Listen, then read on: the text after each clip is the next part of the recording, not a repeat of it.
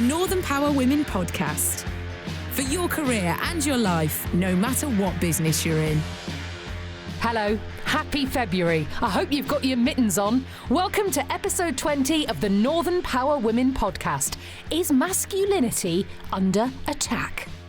This month, we're at the SAE Institute in Liverpool for our discussion, where we talk about whether razors have put masculinity under attack, whether the high street can or should survive, and how to develop a personal brand.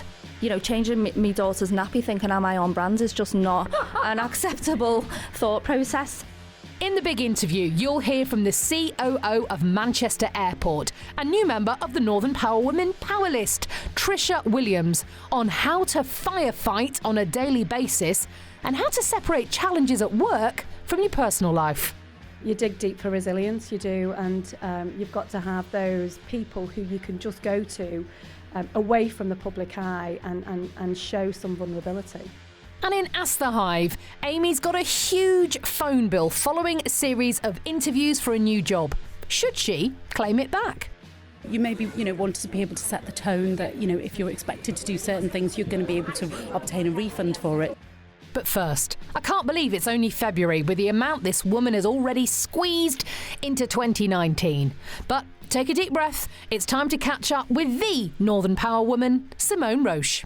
January, where did you go? We're well and truly up and at 'em in 2019, shouting loud and proud about the fantastic role models we have across the North. We've announced our shortlist for the 4th Northern Power Women Awards with over 70 phenomenal individuals and organisations across 10 categories being recognised. The winners will be announced at a glittering celebration on the 18th of March at Manchester Central Convention Complex with already 650 guests attending, so get your tickets fast if you're going to come.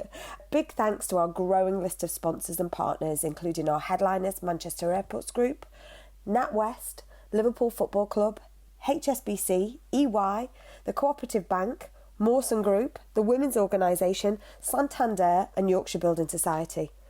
Thanks as well to our sponsors who have all donated 2 tickets into our Pay It Forward programme, which enables guests to attend via a gifted or discounted ticket.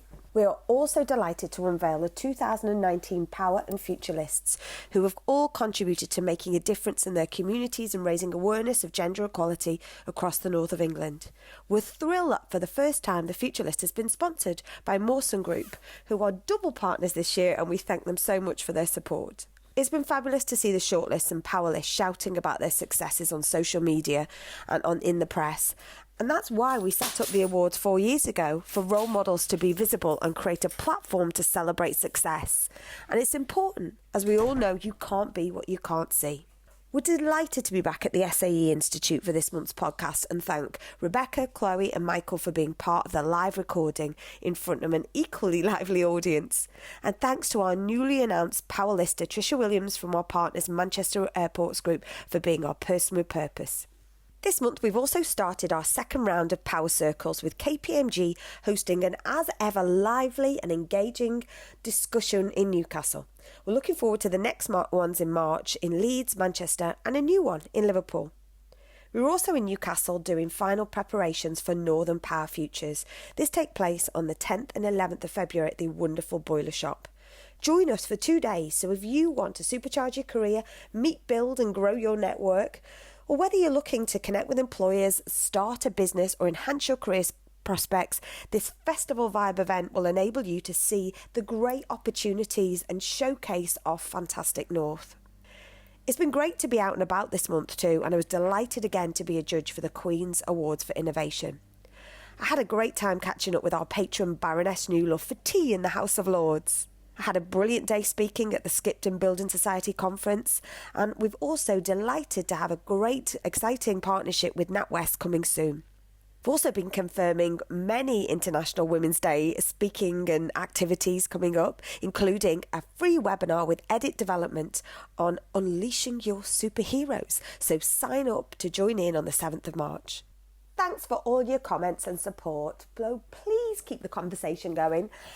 Please follow us on social at North Power Women or email us at connect@northernpowerwomen.com.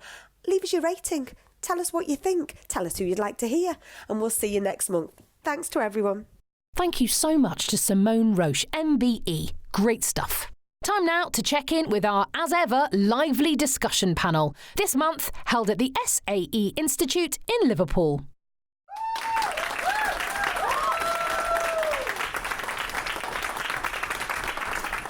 Thank you so much. And goodness me, what another fantastic welcome. It is lovely to be back here at the SAE Institute in Liverpool for round 2, ding ding, of another brilliant recording of the Northern Power Women podcast. I'm Sam Walker. Thank you very much for being here. I cannot believe it. This is episode 20. Surely not. I know. Wow, I expected a bit of a woo. Episode 20. Woo! I know. I love how spontaneous you are. 3 brilliant people here with me today. We're just going to chew the fat. We're going to talk about some of the stuff that's been going on in the world. And of course, we would always love to hear from you. This is the start of a conversation, this podcast. So anything you would like to say, join in, make your own voice heard at North Power Women on Twitter. You can find us on Instagram as well.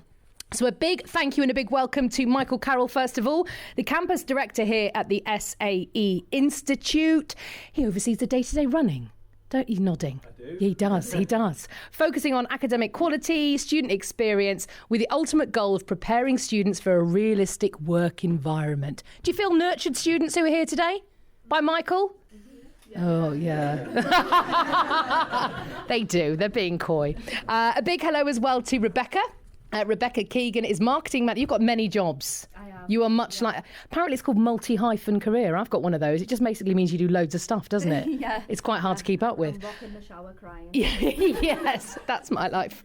Marketing manager at Moorcroft Solicitors. You are the founder and editor of Good News Liverpool, which only basically reports on good news stories. Fantastic stuff. And also the co-founder and patron of the Future Boss Club. And because you have got so much time on your hands, you're also a mum to an 8-month-old daughter, Emily. I am. And you've got dressed and everything. I'm really impressed. Very, very good. Don't know where you find the hours in the day. And last but not least, Charlotte. Hello to Charlotte as well. Charlotte, speaker, coach and talent consultant at Power of the Parent. And you essentially work with people who are returning to work with them and with their employers about all the fantastic skills you bring, like negotiation, once you've had children. Welcome to our panellists.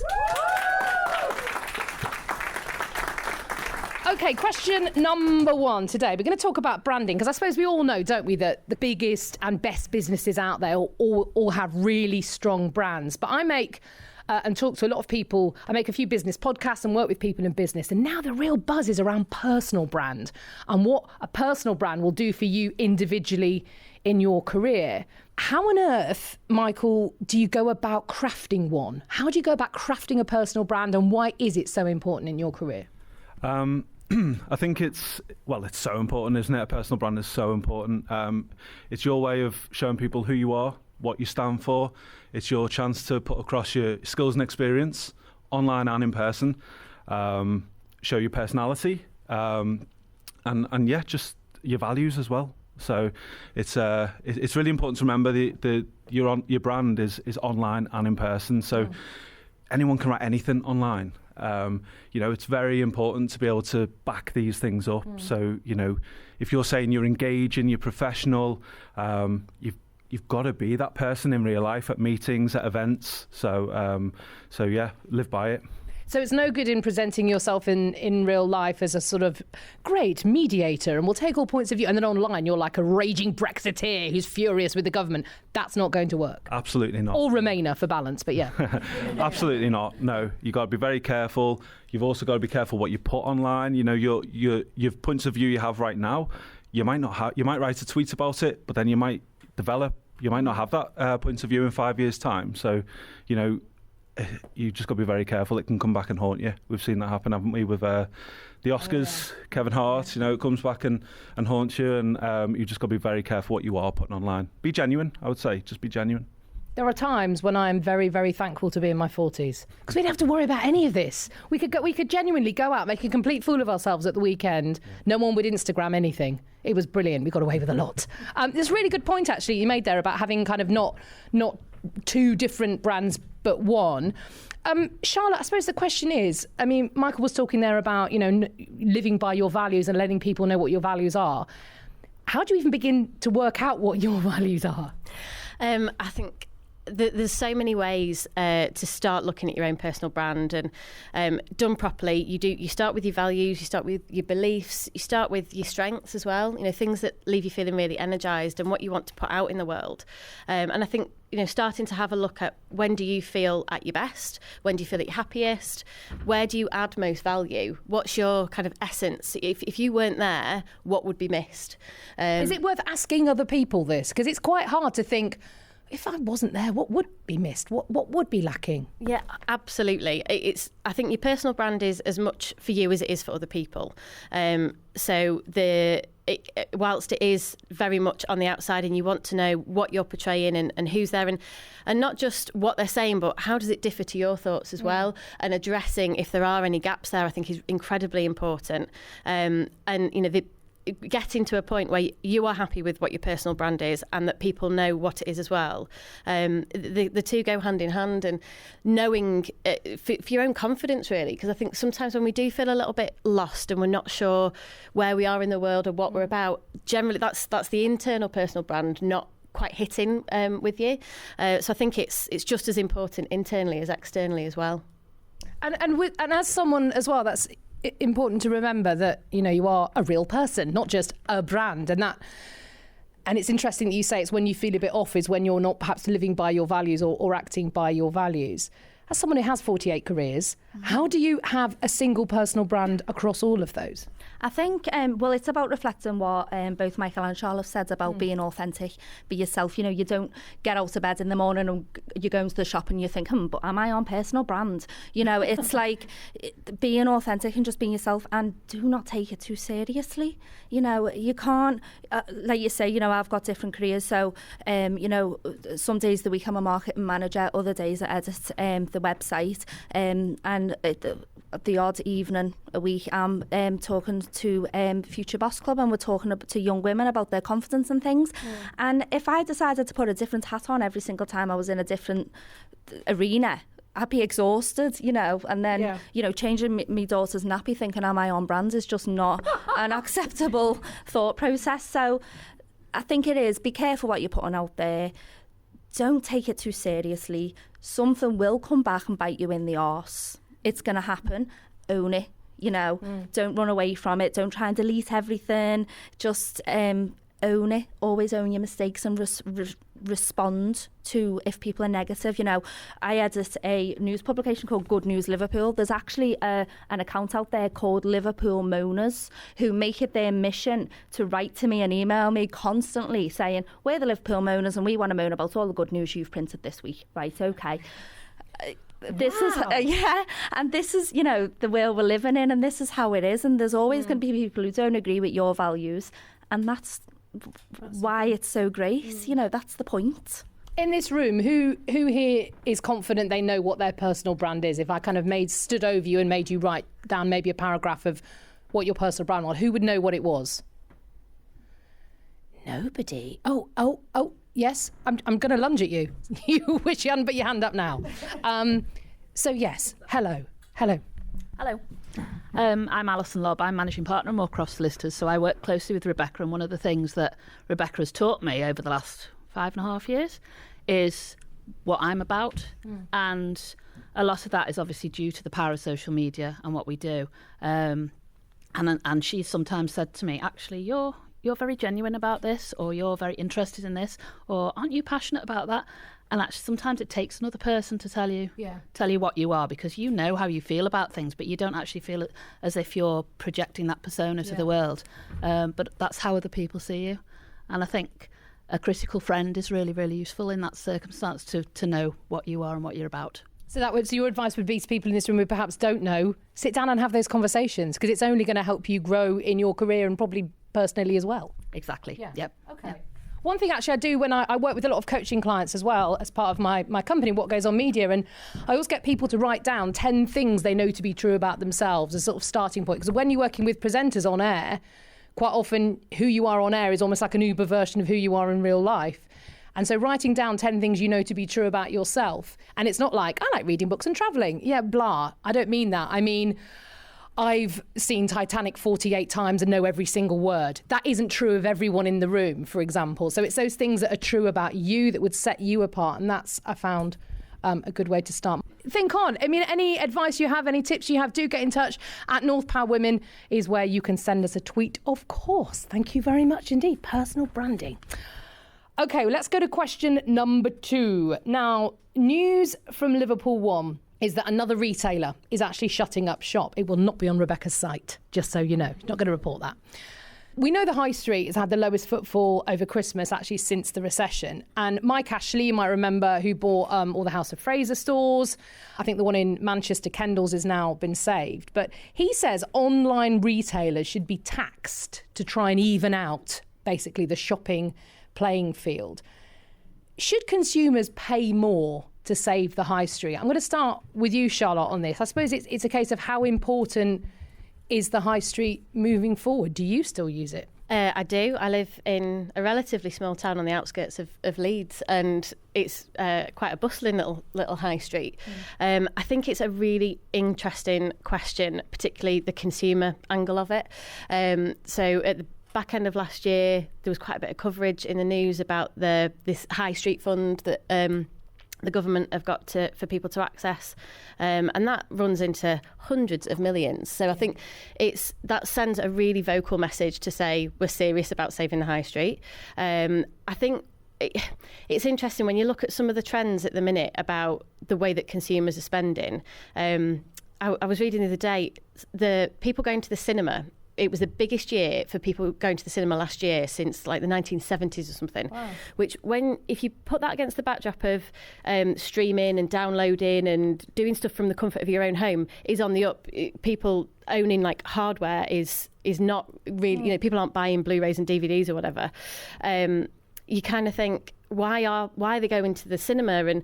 And there's been a report commissioned from the Merlin Entertainment Group about how families want to spend their time in 2019, particularly with the backdrop of Brexit and everything, all the other socioeconomic changes. They want to spend time together as a family. It distracts them. It makes them feel good. So I think it's more about how do we reinvent the high street, and rather than necessarily spending more, perhaps spending differently. And there were some examples of some northern hubs, I think Bolton and Wigan. The councils have got involved. They've bought some what were going to be very run-down shopping centres because they know that the private companies aren't buying into it. But they're kind of putting their money where their mouth is and saying, we believe in our city and what we can bring. So I think it's how can you change the experience, because that's what you can't get online. You can get the convenience, you can do one click with Amazon, and other online retailers are available, but you don't get to touch, feel, experience, try on clothes. Somebody had said to me that they'd bought a sofa online. I was like, but how do you know how that feels? There are certain things that we're driving people down an online route when the opportunities of going and experiencing stuff is so much greater. That those experiences are lasting for people, and it brings people together. So, but I suppose if you can look in an online store and see a sofa for £1,000, and then the sofa in the shop's £1,000, the sofa online hasn't got the business rates, hasn't got all the taxes and all the things that they have to then eats into their the profit on the high street. Should that sofa be more expensive online then to try and deter people? Because that's what Mike Ashley is suggesting. Yeah, I suppose it's going to be dependent on business models, and I don't know. I think they've got economies of scale somewhere, haven't they? So they won't have some of those business rates, but they've probably, if they are bigger and they've got some investment behind them, I don't know. I think there are other things that you can sometimes pay more for online as well, though. And if you look at small businesses and a lot that come through social media and online sellers, they tend to be more expensive. They are more expensive than going to your high street alternatives. So I think it depends on the size and model of the business, really. Okay. What do you think, Rebecca? To be honest with you, I actually can't find an answer to this question, because I'm one of the people who shops online. I am that person who hates the experience of going shopping. I absolutely hate it. So, most of my shopping is done online when I'm scrolling through my mobile phone at 4 a.m. in the morning. I am an impulse buyer, and I know that it'll get sent to me and I can send it back for free without worrying about it. So can the high street be saved? I don't know. What I do know is something's got to happen, because the way the trend is going, the smaller independent stores, I've seen people take pride in shopping independent now. People are putting more value where they're putting the money. So, for instance, I went to a shop which was an independent clothes shop this week, and I bought a jumper, and because I've been to this independent shop, I felt a little bit of self-pride, and I put this bag on Instagram because I know that that's having a direct result on that business. I don't do that when I buy something from Topshop. So it's about, again, it is the experience, but it depends what experience you like. I like being able to click a button and knowing that it's coming to my house in the next 3 to 5 working days, but the problem is there's going to be a lot more empty units. No one likes driving down any road and just seeing boarded up shops, do they? That's the issue. So what's going to go there is the question. Yeah, that's it. What's going to go there? And I don't know the answer to that. And I don't know what thought processes are going through like different city councils, or even higher up, what thought processes are going through their head, because they must have predicted what if scenario. You'd hope. Yeah. And what are we going to put in those units, because they take up 10 years ago, this wasn't the case, there was a lot more people walking up and down the high street, and I'd be really interested to see what the high street looks like in another 10 years. What about you, Michael? You're very dapper. You're a very well-dressed man. Did you go and browse through stores for hours on end, or did you just click a button to buy all that? Throw it together. I quite like the shopping experience of going out there, having a look, trying it on. I've also got 2 daughters. They love shopping. I love taking them, and it is the experience. I agree, it is the experience of shopping, and it would be a real shame to lose that. You can make an afternoon of it. There's cafes in the department stores where you can go and get something to eat, and it's nice. It's a nice experience. You totally don't get that online. So, do I think it's right to tax the online economy? Perhaps so. Yeah, I was reading something recently on it, and if we tax 1% to the online economy, it would instantly raise £5 billion, which would help level it off. It wouldn't fix the problem, but it would help level it off. Another thing that we need to think about is, it's all very well going shopping on the high streets. Something that puts people off is the parking. So expensive to park.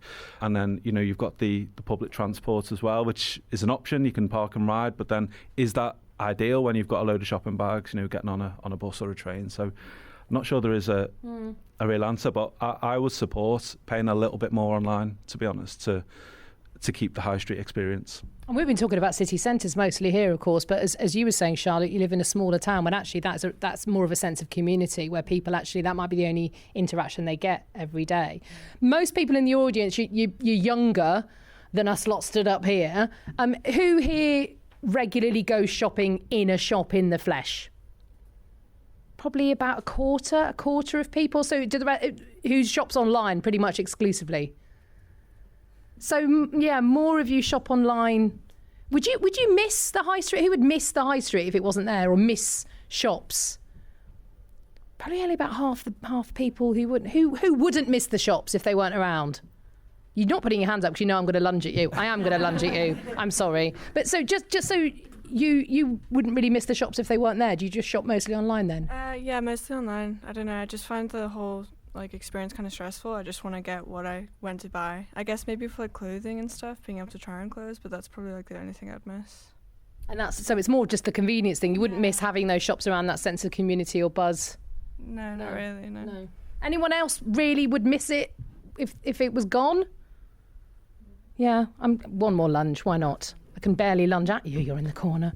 But so do you go shopping sort of in the flesh? Sorry, it's kind of more about the experience, really, because as our generation, I think we've lost touch of actually being physically around people. So it's nice to go in with your friends and actually go and hang out, go and see a film, maybe just stupidly walk around shops. It's kind of nice, just a sense of community about it. Yeah. So it's more of a kind of a social outing as opposed to just a kind of fiscal transaction. Okay. Do get in touch. Let us know about you and whether you would support Mike Ashley, whether you think, there should be more of a tax online, or whether actually for you, if something's going to die, let it die. Maybe it's just progress is how you think. At North Power Women, of course, is where you can get in touch. We will just start the conversation off with the podcast. So it would be lovely to hear from you. Thank you. Okay, we are at the SAE Institute. We are down to our final question already. I'm really excited to hear what you say about this question. So, the Gillette ad. Oh, yeah.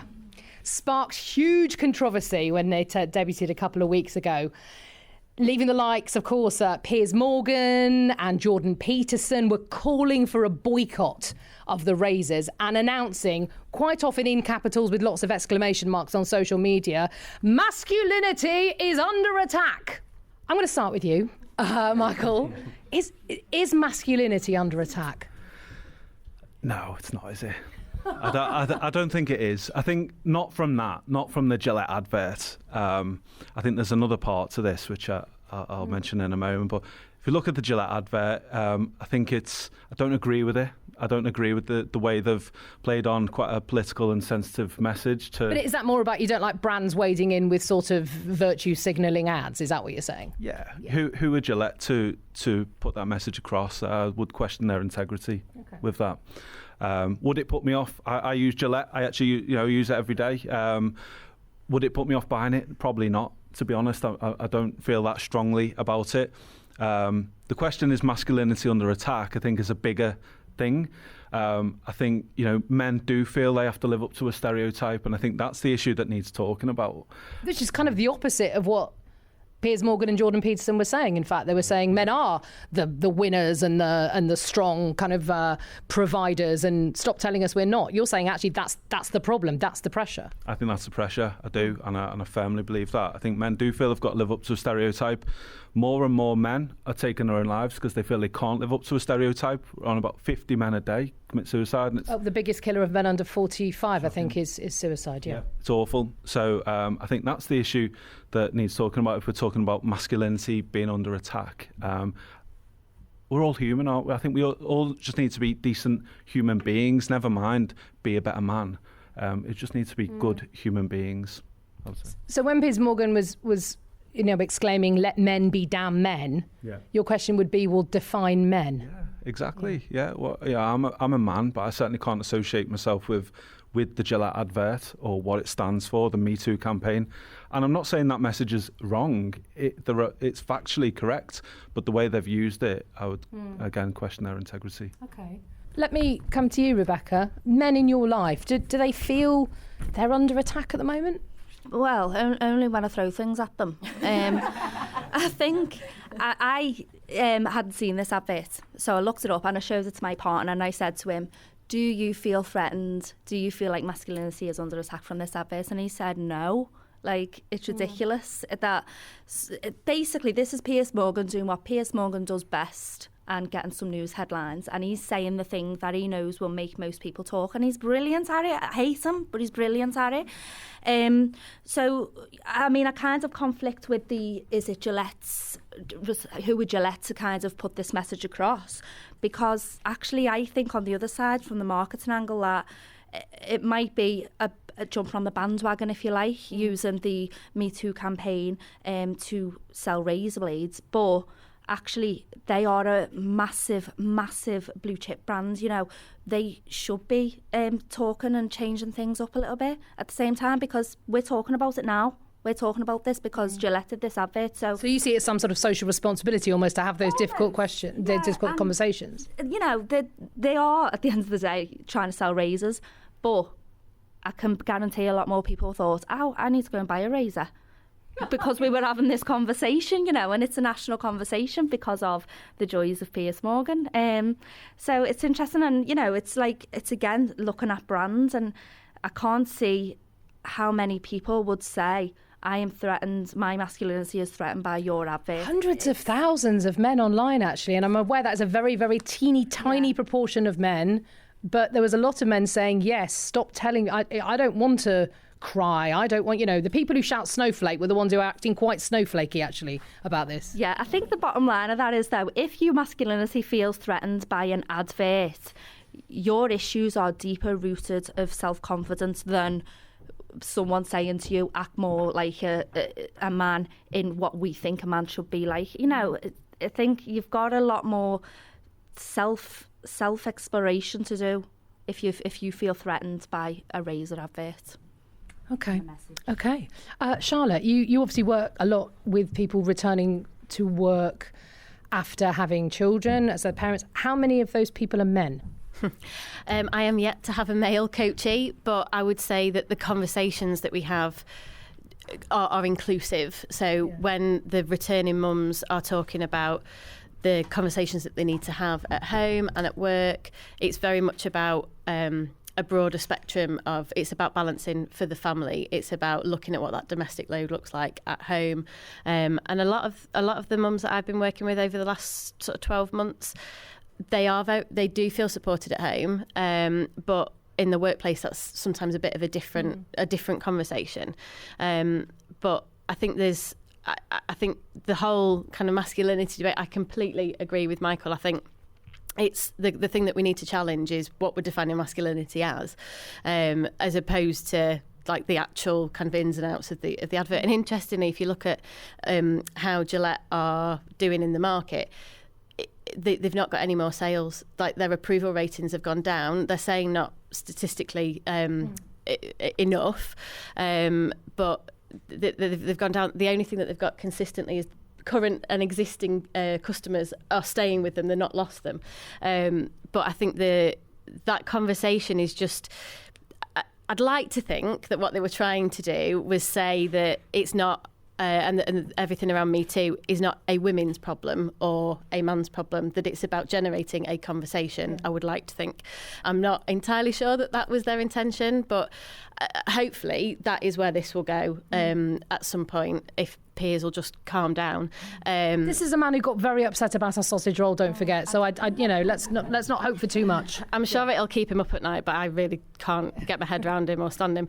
But I think it detracts from what I would hope the conversation needs to turn into, which is about this is everybody should have a voice and a seat at the table. And I think the stereotype side of it is the problem. There are so many men, and in the men that I am surrounded by, if you go into a men's clothing shop, all those the mannequins, the way that they wear clothes or what you're meant to look like, and fashions and trends, that's there for men as well. And at the minute, there's lots of talk about it in the media for women, and all the body positive stuff and what you should or shouldn't be wearing, or have that self-confidence. The conversation isn't there so much for men. So what I would hope is that this leads us down a route to say there is a whole world out there that we need to address for the male population as well, and make sure that we're all supporting each other. Yeah, very much so. A friend of mine, actually, Hugh Wozencroft, who's a sports presenter for the BBC, is really passionate about that. And he actually tweeted just yesterday, there was one of the men's magazines had a feature saying, grow a beard like Zac Efron. And he said this is what toxic masculinity is actually, telling men they need to look a certain way. I mean, those magazines that have that washboard stomach on every single month, those men, and I've got friends who are trainers and say basically to get abs like that, you have to not eat for 3 days before the photo shoot. That's how they all pop out. And again, so... Well, it's just on that, it's not just about telling men or women or anybody what you should look like. I think that the one thing I really did like about the Gillette adverts, I mean, I wasn't a big fan because I don't love adverts that make me want to cry, but one thing I did like is that they are moving with that generational thing. So like you said, their sales are with the people who've always bought that product, and the people who've always bought that product are probably between mid-30s and up to 60s in terms of brand loyal. And they're saying, look, it's saying, Gillette, the best a man can get. And I think the message of this advert is Gillette, the best a man can be. Yes. So it's saying, set an example for younger people.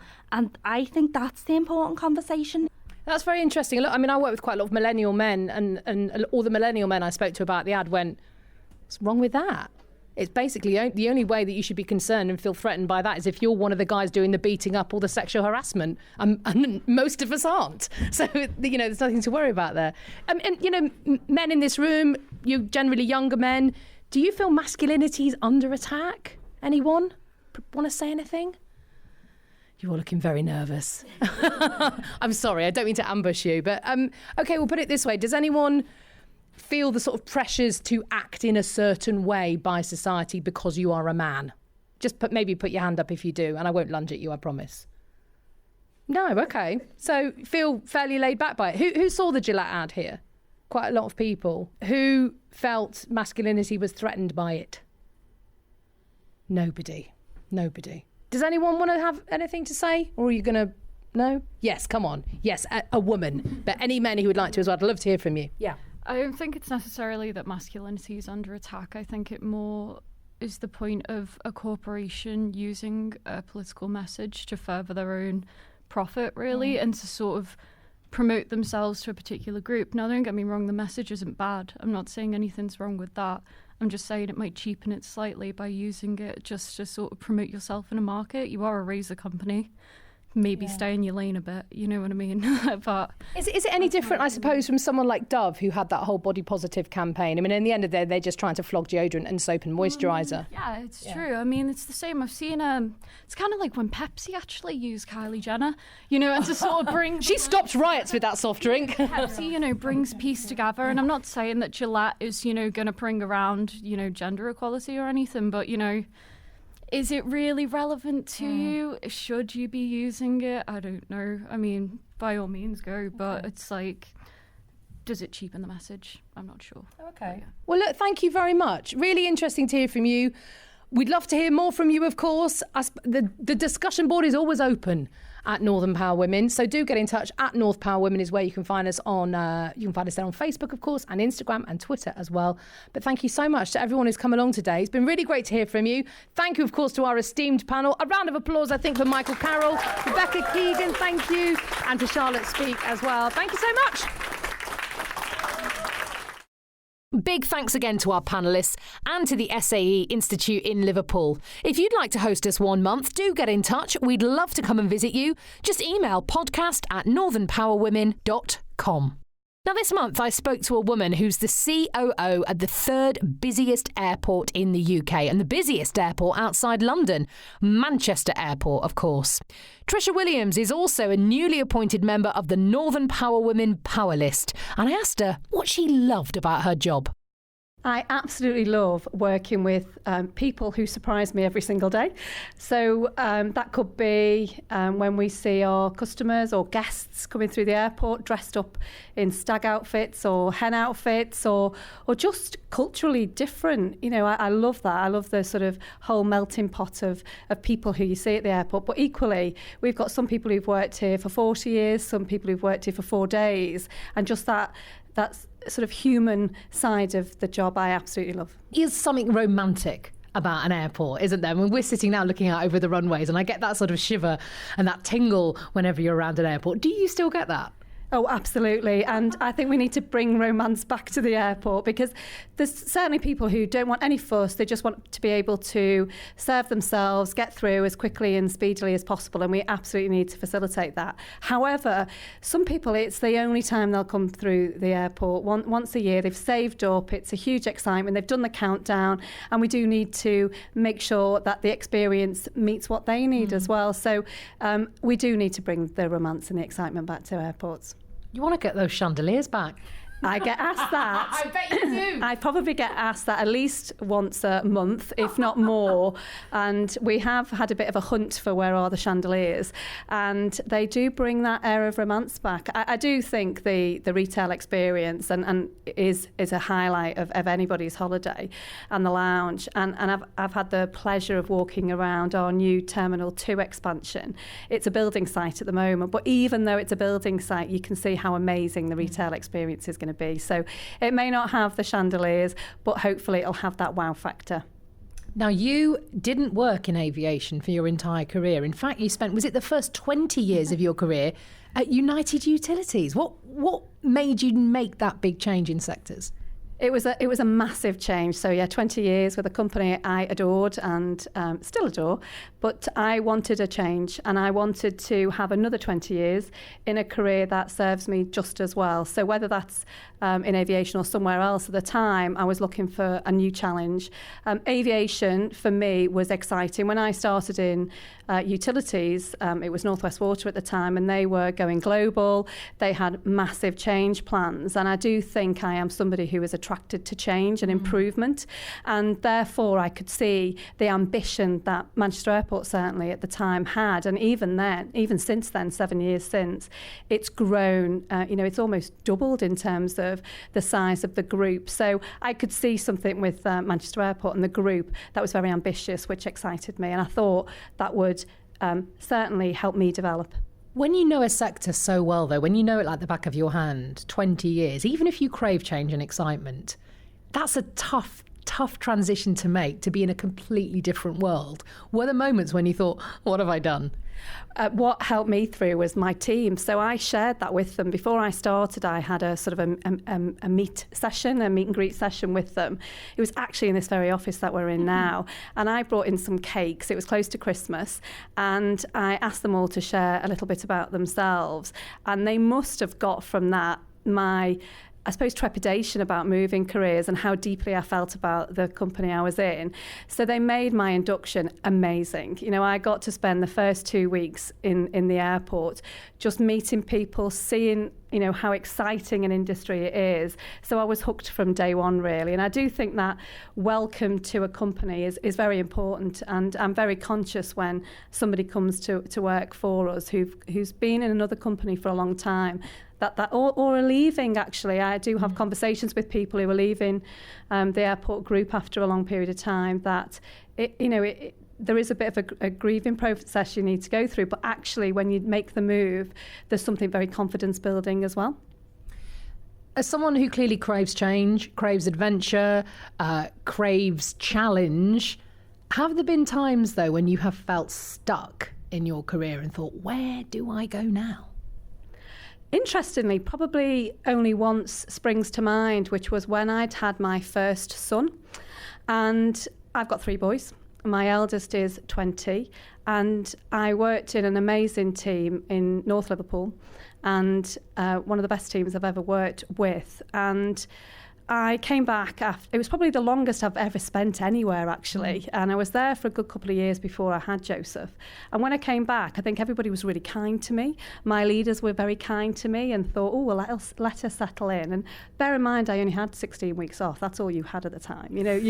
I was still feeding him when I went back to work. And the facilities for expressing milk at the time weren't great. So it was all very, everybody was lovely to me, and I was so frustrated because I wanted to get on. So I thought, right, I've done my time here, I've had a wonderful time, but if I spend another 2 years here, I'm really not going to progress my career. And I think that was the only time I got frustrated, where I saw other people maybe getting that next step, and I was hoping they weren't not looking at me just because I had just had a baby. And clearly, because I'm not known for being quiet, I probably just made my leader at the time know that I was looking for another position, and he was amazing, and I moved on into another role within about 6 months. Wow.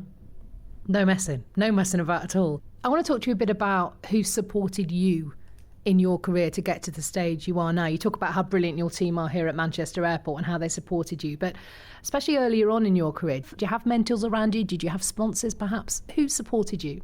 Because I started on a graduate programme, I did have a mentor. That was hugely important to me. I was lucky in as much as I never had to call on him to deal with anything that was awful. So he was, but I did see other graduates who started when I started have to call on their mentors. I had amazing leaders, I really did, and they looked after us exceptionally well. I was on a 4-year graduate scheme. Still talk about it today. Probably everybody goes, oh, she's off again. She's talking about the graduate scheme she was on. But it was really well constructed, really well supported. I'm still friends with people who I started with, so we mentored each other as well, and that was fantastic at the time. So we were treated as a cohort. We supported and stretched and challenged each other as a cohort. But my mentor was very significant. He left the company after a couple of years, but I think just having that senior leader, and he was very senior, who was there if I needed him, and actually came in to where my placements were, which were quite remote from head office. The fact that he'd gone out, he'd made the effort to see where I was, the manager of the site knew somebody quite senior was coming, I think it meant that they gave me really exciting and challenging things to do. Someone's listening to this who doesn't have a mentor, you'd urge them to find one?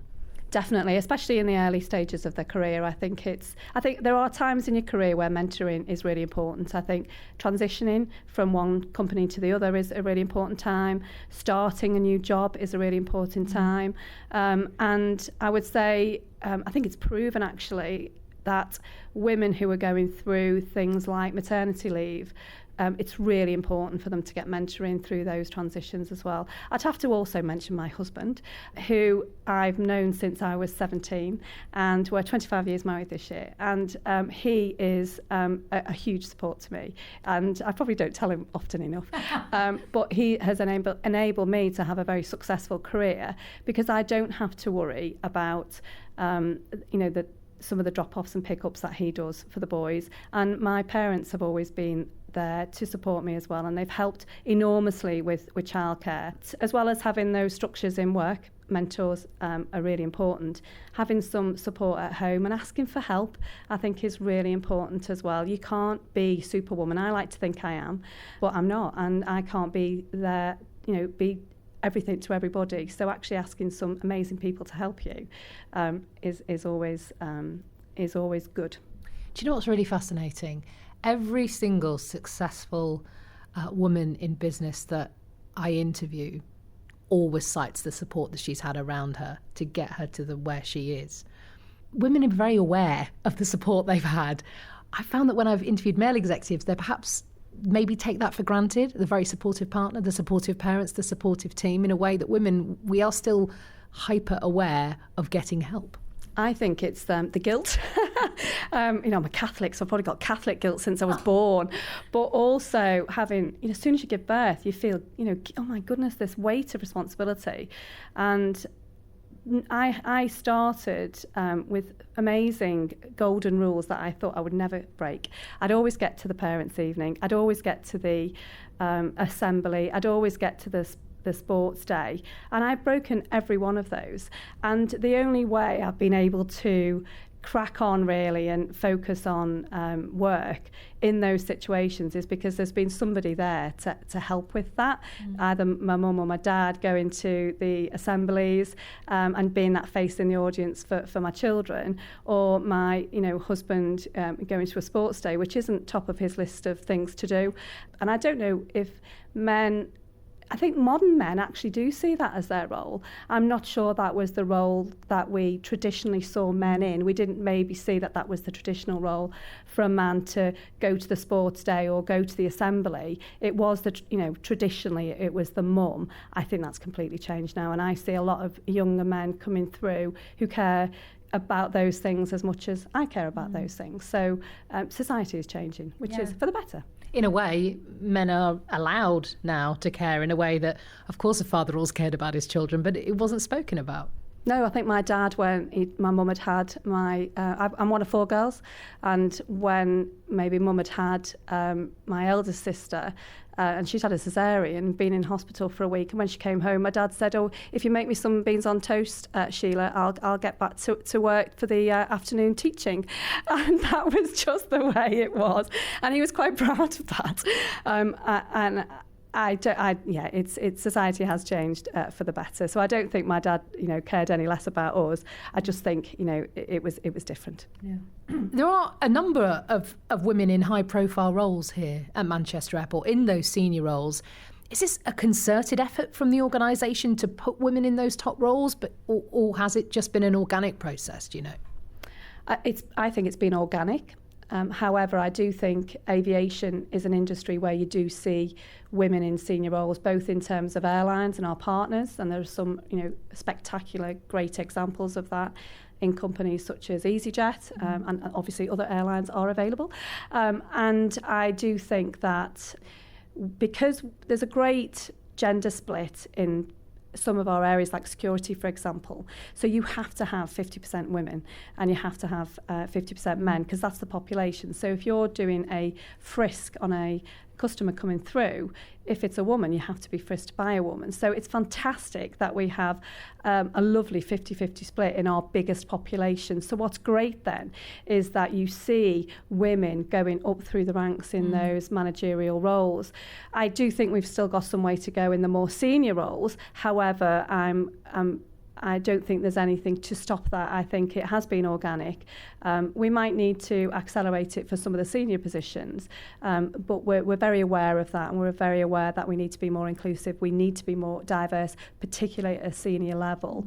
So there's a conscious need to change. But I think where we are today has probably been just a feature of the fact that we are as inclusive as we possibly can be. A COO of a major international airport, you have got so many different plates spinning all the time. And surely it's just the nature of the beast that at any one time, at least one of those plates is going to fall. How do you deal with firefighting on a daily basis?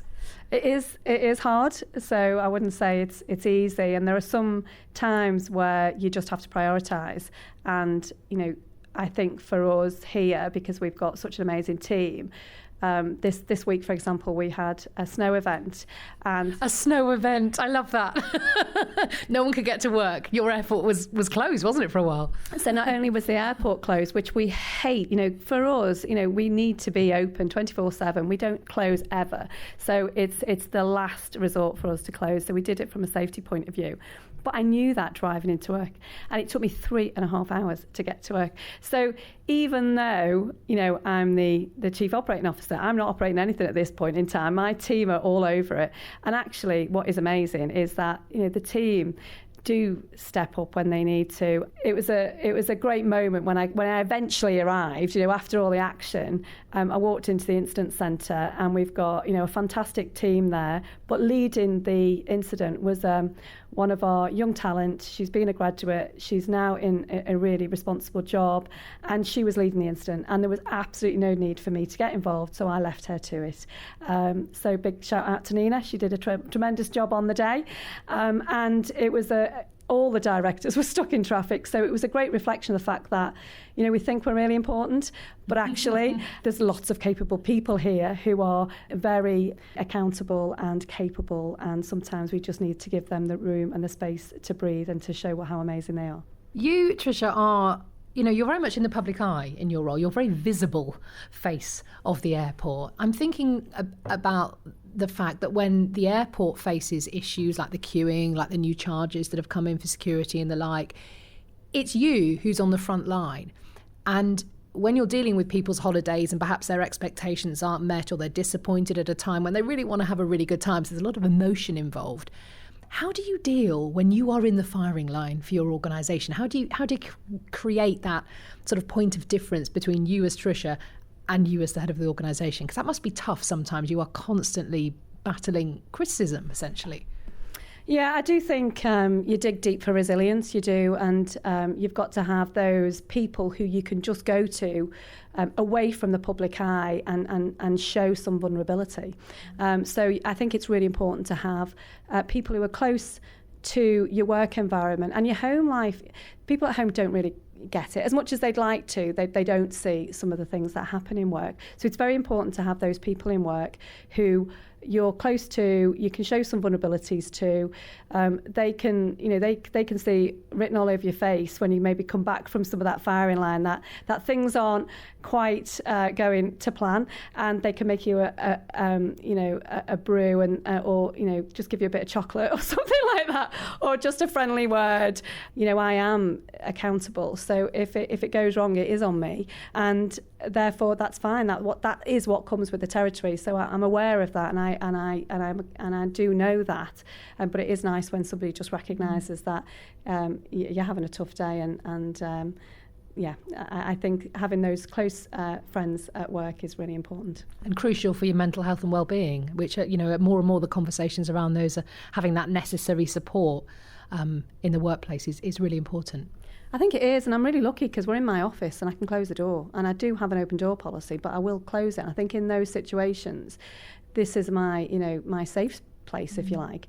And talking to some of our colleagues about mental health and what they need. It was really, I got an insight from the last focus group I did, where some of our colleagues who are right in the front line, so, you know, I can come back here and I can be in a nice, safe office. They can't necessarily find somewhere that's quiet and away from the, you know, from the emotion. You're absolutely right. It's all about human emotions at an airport. So that is something that we're thinking about. How do we design our restrooms so that they're not just places where somebody can brew up and have a cup of tea and have something to eat and have a well-deserved break from the front line, but there's some quiet spaces as well, and we haven't got that right, actually, and that's a big learning for me.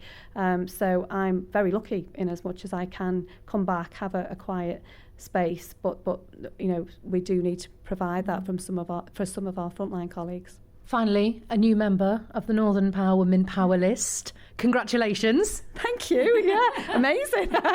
Yeah, it was funny because I just get ribbed at home. You know, they don't really get anything. So my son was like, well, you know, what number are you? My youngest son, and I was like, it doesn't quite work like that, Patrick, but great question. So no, absolutely proud as punch to be nominated and named. So, and I take that accountability very seriously. So I'm looking for, gosh, how do I make sure I live up to that? And what about Northern Power Women as an organisation? How important are our organisations like Northern Power Women? Are they still relevant today? I do think they're still relevant, and I think it's really important as a woman to know that there are other women going through the same situations. It is different being a woman. I'd like to say everything was equal. I'm all for equality.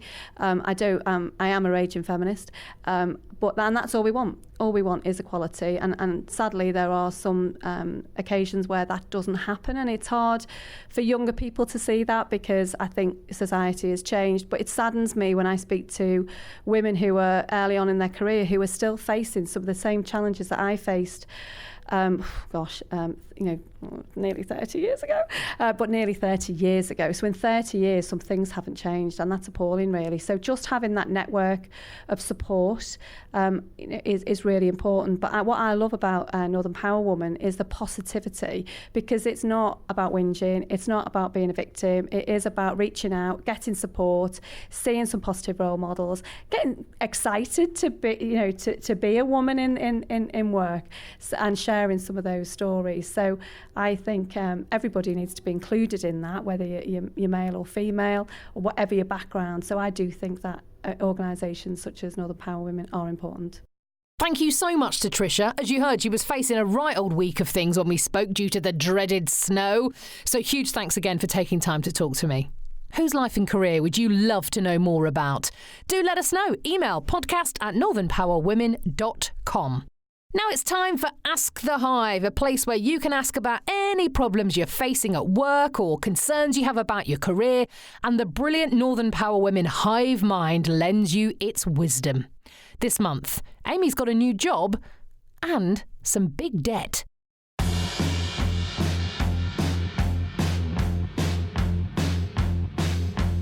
Hello, I recently applied for a job abroad which involved a fair number of telephone interviews. I got the job, but I've just got my phone bill and it's over £150, as they always ask me to call them. Should I invoice for this money, or should I accept that it's part of the interview process cost? I think it's a bit of a tricky one because obviously there's always a cost to, like, when you do job interviews and stuff like that. So if you were like going to London and you had to pay for a ticket and stuff like that. So I think it's definitely worth asking the question. There's no harm because, it's either a no or a yes. But I think for me, I would just take the cost on. But if I have the opportunity to, maybe ask your manager and see what they say before going to HR. I think you should go back to the HR department and say, look, I don't know if you realise this, but there's just been this cost. Because I think that any HR department that really wants you and values you does not expect you to have to kind of pay to get the job with them. I would go back, definitely. I suggest that the relevance is that you got the job. So because you've got the job, just as a gesture of goodwill, it would perhaps be appropriate to go to the HR department and ask them that if they would be willing, under the circumstances, to maybe refund you either the whole amount or a contribution. The worst that can happen is they say no, and the best that can happen is that you get some sort of a refund. Ultimately, they're the employer, you're the employee, they're possibly in a strong position, they've offered you the job, so you're already in there, and also you maybe want to be able to set the tone that if you're expected to do certain things, you're going to be able to obtain a refund for it. So I say go for it. Yeah, I think she'd be perfectly within her rights to ask for that money back. I think it's not a couple of pounds; it's quite a substantial amount, and I think most HR teams would understand that, and I think it's a perfectly reasonable request. I think I would probably put it down as an investment to getting the job, depending on the circumstances and understanding what the backstory is here. If I was new into a company and I really wanted this job, I think I might view it as an investment. Big thanks if you took the time to offer your advice this month. Now it's time to hear from someone who, didn't want to give their name, as I'm sure you'll understand. The person that I sit next to at work always takes the shoes and socks off, and it makes me feel really uncomfortable. How do I approach this? As someone who's currently talking to you with no shoes on, I may be guilty of this too. But no socks? Come on. What's your advice, please? How can she deal with this without causing a huge office rift? What to do? Have you been in this situation? Can you help? What's your advice? Do get in touch. You can either record a voice memo on your phone and email it to podcast@northernpowerwomen.com, or open up WhatsApp on your phone and add the Northern Power Women podcast on 07928 387 712. That's 07928 387 712, and you can send us your thoughts that way. All you need to do is hold down the little microphone in the message window, say what you want to say, take your thumb off, and that message will come straight to us. Thank you. If you need that info again, those instructions, just get online, www.northernpowerwomen.com. Goodness me, that flew by. Another month of great stories, great advice and ideas, and a huge thank you for listening. Please do leave us your feedback and your reviews wherever you're listening, and tell anyone you think who may enjoy the podcast as well. Save the date. The next episode arrives for you on Monday, the 4th of March. Until then, this is the Northern Power Women podcast. I'm Sam Walker, and this has been a What Goes On media production for Northern Power Women.